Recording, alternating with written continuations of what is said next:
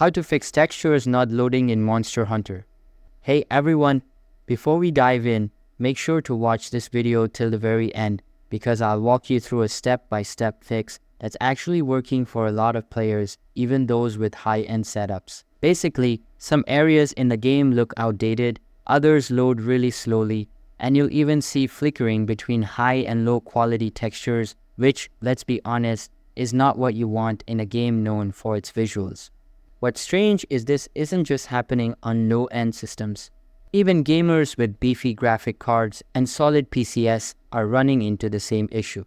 Now the devs are aware of the problem, but they haven't officially explained what's causing it yet.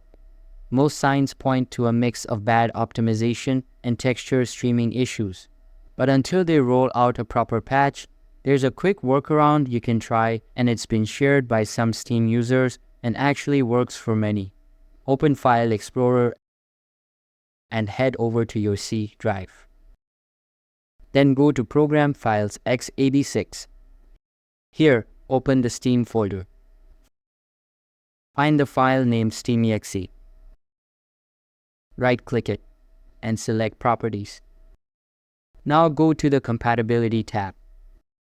Make sure Run this program in compatibility mode is unchecked. Then make sure to check the box for Run this program as administrator. Click on Change Settings for all users. Hit Apply, then OK. Now repeat the exact same steps for the Monster Hunter exe file that'll be located inside your game folder. Do the same. Uncheck compatibility mode, check Run as admin, apply, and hit OK. Once you're done with both files, go ahead and restart your PC, then launch the game. A lot of players have reported better performance and textures loading properly after doing this. Alright, that's the current best fix for the Monster Hunter's texture issue. I'll update you as soon as a patch drops or if a better workaround comes out.